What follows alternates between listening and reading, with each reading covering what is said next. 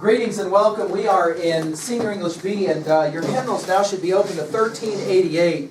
We're going to look at three poems of the late 20th century by poets that we will consider to be really influential. We're going to look first of all at the great poet Dylan Thomas. I'm with you on 1388, 1389.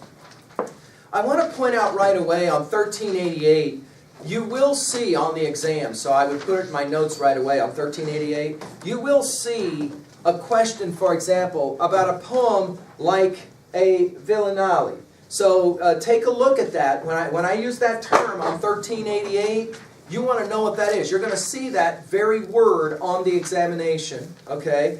A 19-line poem in which the rhymed first and third lines repeat regularly to help form the rhyme scheme. A, B, A, A, B, A, A, B, A. You can kind of see what we're saying there. So I would write that down. The other thing I would point out is the vocabulary words at the bottom of 1388, just so you have some sense of it, okay? All right. We now are going to turn to the first of two Dylan Thomas poems. And the first we're going to look at is the poem, Do Not Go Gentle Into That Good Night. Let's make a couple of quick observations before we listen to this poem, okay? So I'm with you now on 1390. First of all, the speaker of this poem, see, I'm helping you prepare for the examination. The speaker of this poem is a son talking to his father. So that's the first thing you want to write down. The speaker of this poem is a son, S-O-N, talking to his daddy. His daddy is dying. And he tells his father, do not go gentle into that good night. Okay? Now we're going to listen to this poem and I'm going to ask you to answer one question. What does that mean? Rage. Rage against the dying of the light. What does that mean? Okay, so here we go. We're just quickly going to listen to a professional reading, and then we'll come back to answer that question. What does it mean, do not go gentle into that good night? Here we go. Do not go gentle into that good night, by Dylan Thomas. Narrated by Dylan Thomas. Do not go gentle into that good night. Old age should burn and rave at close of day. Rage, rage against the dying of the light. The wise men at their end know dark is right. Because their words had forked no lightning, they do not go gentle into that good night. Good men the last wave by, crying how bright their frail deeds might have danced in a green bay. Rage, rage against the dying of the light. Wild men who caught and sang the sun in flight, and learned too late they grieved it on its way. Do not go gentle into that good night. Grave men near death, who see with blinding sight, blind eyes could blaze like meteors and be gay. Rage, rage against the dying of the light. And you, my father, there on the sad height, curse, bless me now with your fierce tears, I pray. Do not go gentle into that good night. Rage, rage against the dying of the light. Now I have a fun story about this one. A number of years ago, the administration came to me along with the police, walked through that door and said, we need your help. I was like, my help doing what? Just follow us. You'll figure it out. And they walked me out of the school building, across the field there, to the administration building, where, as I started to get nearer, I noticed that somebody had spray painted the wall of the administration building. And as I got closer, I saw that it wasn't just random graffiti, it was words. And as I got even closer, I realized that the words were, rage, rage against the dying of the light. That was the words that were spray painted on the brick of that building. Vandalism, you see. And they wanted to know if I had any idea what this was all about. Well, ironically, later in the day, my girl came and got me for lunch, and she drives me through the Big Mac drive-thru, and sprayed against the Big Mac was also rage against the dying of the light.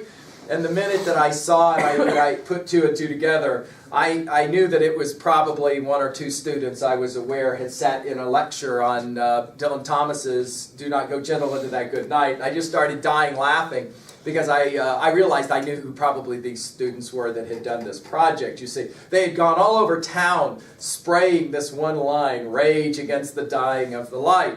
Now, let's talk about this poem for just a second in terms of what does it mean when he says to his daddy, do not go gentle into that good night.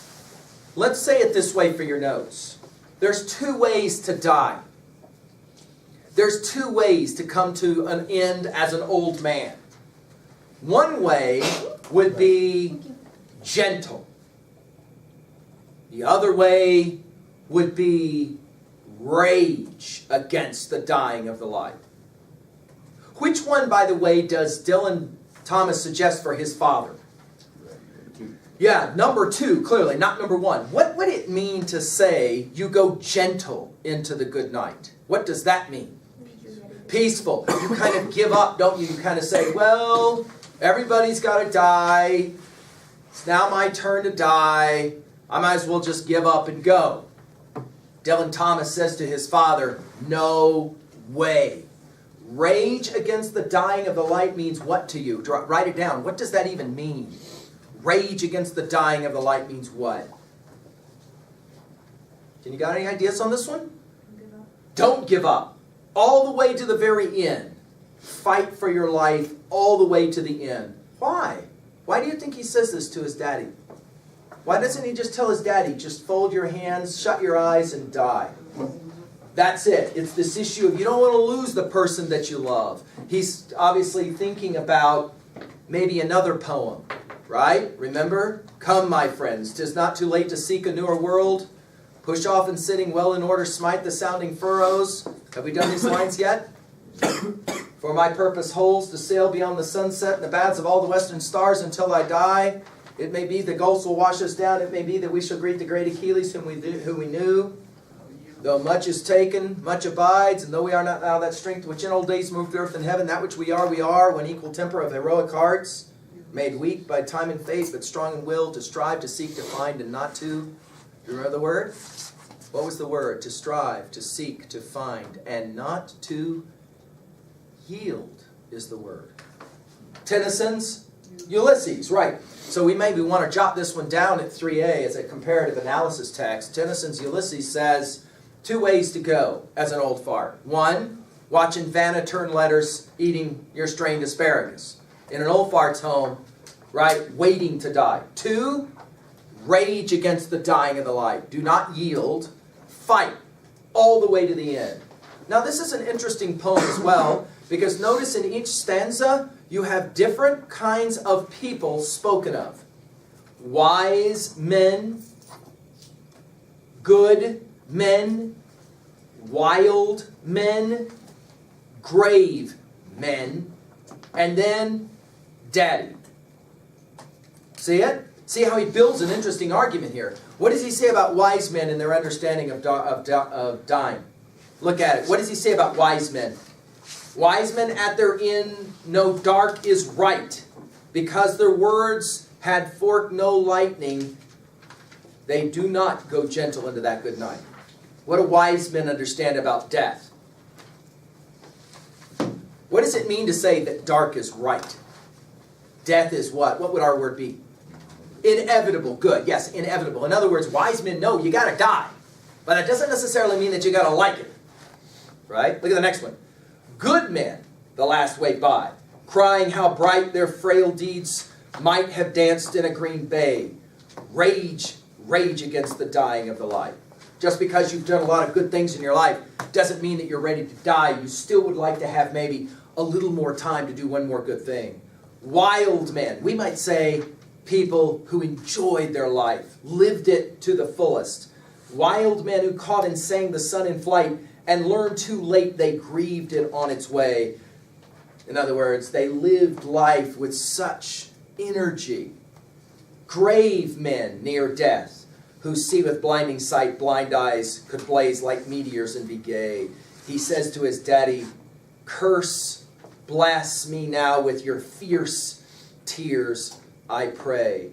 Do not go gentle into that good night. For those of you who are U2 fans, you probably know that on the Beautiful Day album that Bono wrote a famous song called Kite.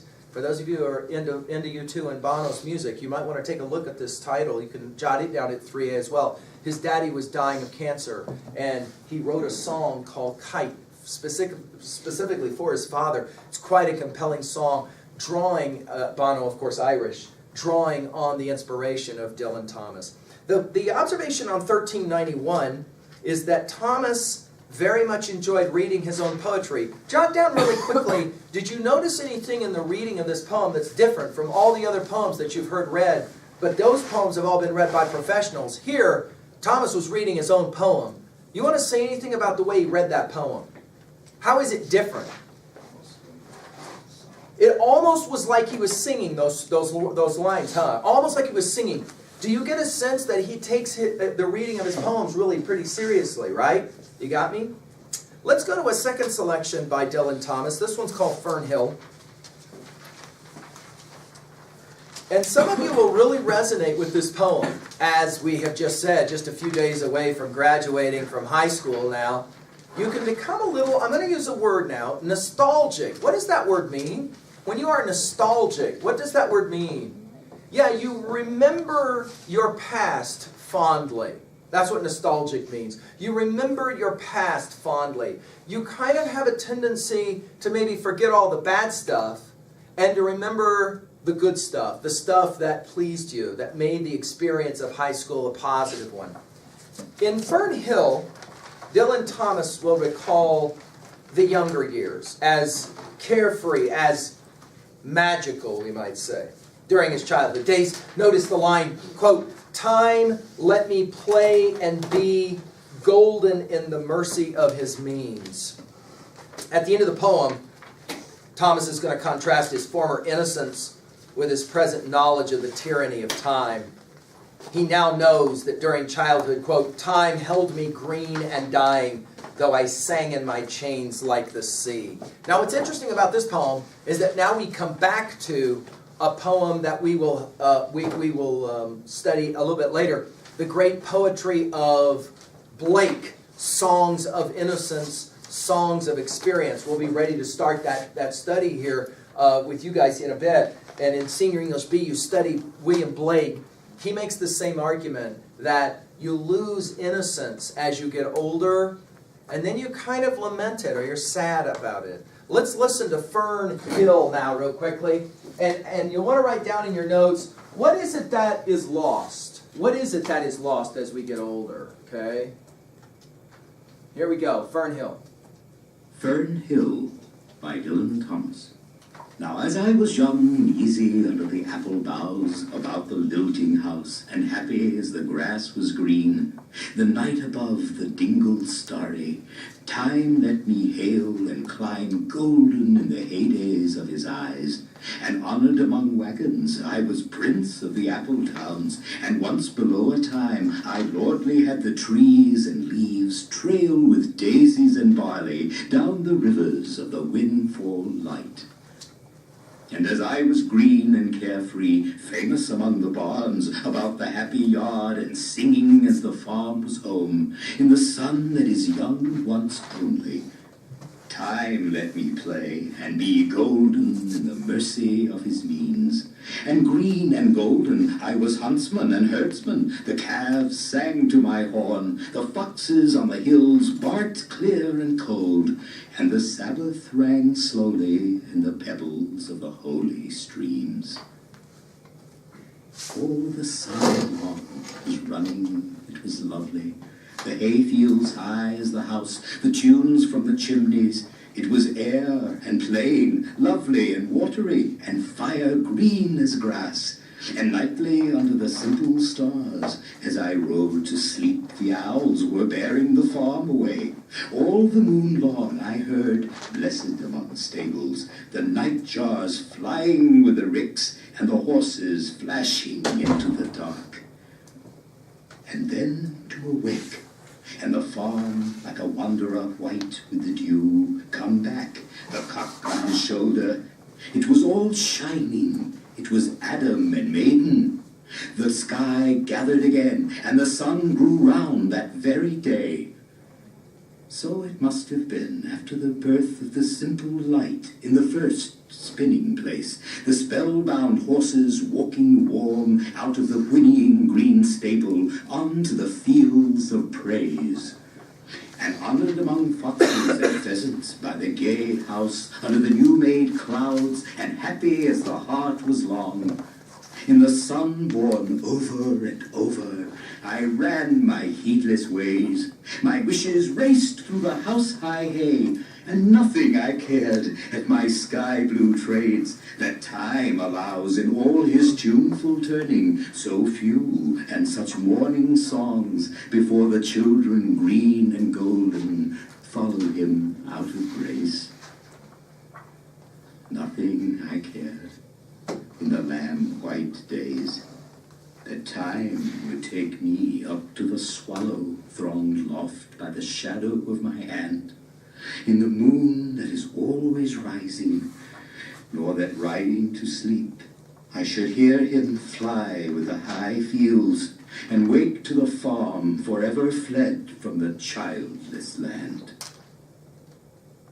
Oh, as I was young and easy in the mercy of his means, time held me green and dying, though I sang in my chains like the sea. It's a fascinating poem. Seniors often will resonate to this poem because it speaks directly to what is lost as we age. Jot down really quickly from your own memory of your own experience. What is for you the thing you feel like you most lost as you got older? What is it that you most lost? What is it that you wish you could go back to, but you can't so easily go back to? What is it for him? What does he describe a lot of in this poem? Talks about what? Can you put it in your own words? What's the stuff that he most would like to go back to that is now past? He can't go back to it anymore. As a child, where was he? Inside of a room? No. Where was he? Right, out on a farm, huh? Has all of these images of being outside, running around, with the hay, with all of the animals. Time for him is almost as if it didn't exist when he was a child. Time, let me play and be golden in the mercy of his means. But by the end of the poem, notice, time held me, green and dying, though I sang in my chains like the sea. In other words, he didn't know it at the time. The time of childhood was very precious because it was very what? Really short, really short. Not a lot of time to be a kid. Do you feel like you had a short childhood or a long childhood? See, it's an interesting question. And what for you was the thing about your childhood that you most would like to go back and reclaim? For some of you, it's playing at the park. For some of you, it's having adventures, not having to worry about stupid school and homework and having to grow up and having to find a job and a career and all those kinds of things. The great poem, Fern. Let's turn to the last of our three poems that we're going to study in our textbook, and this is from the great poet Ted Hughes. I'd like to look on page 1395 real quickly and look at the date of death. Do you see it on 1395? This does tell you that we are now moving right up until the present time, aren't we, right? I mean, dying in 1998. Let's look at the background information for your annotations on 1396, all right? So look at this with me real quickly, background. Although both Thomas and Hughes wrote of nature, so you want to write that down in your annotations, they both wrote of nature, they approached it differently. Thomas was fascinated by nature's double face, life and death, as demonstrated in the line, quote, "Time held me green and dying," from Fern Hill. Hughes, however, often closely attuned to nature's remote, primitive, non-human beauty. You want to write that down. Non-human beauty. For example, this poem, Horses, is a classic example. Let's work now with this poem and kind of get a sense of what is going on in this poem. Very simple poem. Read it with me. Those of you who have grown up out here know, many of you know all about ponies and stuff, so you're going to like this poem about the horses. I climbed through woods in the hour before dawn dark, evil air, a moss making stillness, not a leaf, not a bird, a world cast in frost. I came out above the wood where my breath left torturous statues in the iron light, and the valleys were draining the darkness till the moor line, blackening dregs of the brightening gray, halved the sky ahead. And I saw the horses, huge in the dense gray, 10 together, megaliths still. They breathed, making no move, with draped manes and tilted hind hooves, making no sound. I passed. Not one snorted or jerked its head, gray, silent fragments of a gray, silent world. I listened in emptiness to the moor ridge. The curlew's tear turned its edge on the silence. Slowly, detail leaped from the darkness. Then the sun, orange, red erupted silently, and the splitting to its core tore and flung cloud, shook the gulf open, showed blue, and the big planets hanging. I turned in the fever of a dream down towards the dark woods from the kindling tops and came to the horses. There, still they stood, and now streaming and glistening under the flow of light, their draped stone manes, their tilted hind hooves, stirring under a thaw, while all around them the frost showed its fires. But still they made no sound. Not one snorted or stamped. Their hung heads patient as the horizons, high over valleys in the red leveling rays. In din of the crowded streets, going among the years, the faces may I still meet, my memory in so lonely a place. Between the streams and the red clouds, hearing curlews, hearing the horizons endure.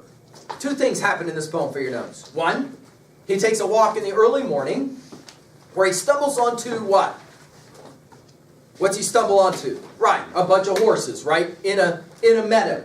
But it's so early in the morning that it's frost, it's cold, and it's as if the horses are frozen because it's so cold. Goes on his walk, walks up the hill. As the sun comes out, top of page 1398, red erupted, early morning, right? And as he comes back down by the ponies now, they are beginning to wake up as the morning warms up. A beautiful picture of a bunch of horses standing so still they seem like they are made of stone. But the last two stanzas say something interesting. He says, in din, that means noise, of the crowded streets, going among the years, the faces, may I still meet my memory in so lonely a place beneath the streams and the red clouds. What does he say about this experience of seeing these amazing horses? He says, I had the experience, but then later in my life, when things are not so simple, things are not so peaceful, things are not so quiet, when I'm stuck in the city with all the noise, he says what? He can do what? Right. He goes back, doesn't he, in his memory to this moment. This raises a really interesting 3B question for your annotations. Write it down. If you could go back to a single moment from high school, just one, only one. You have one chance to go back and to relive one and only one experience in the last 4 years for you, what would that experience be? See, what's interesting is because we have memory, you can go back, can't you? And you can remember, just like he remembers the ponies, what would it be for you and why? Uh-oh, and now the more interesting question maybe. In 40 years, will you still remember what you're thinking about right now? Will you still remember that moment? Will it be for you a moment that can sustain you? By the way, jot down at 3a, the text is Wordsworth's Tintern Abbey. And of course, we're going to talk about how that text will say something very similar. To get through bad times, all you need is one good memory. To get through a rough patch, all you need is one good memory. Right? So there you go, an introduction to Dylan Thomas and to Ted Hughes and their appreciation of the world of nature.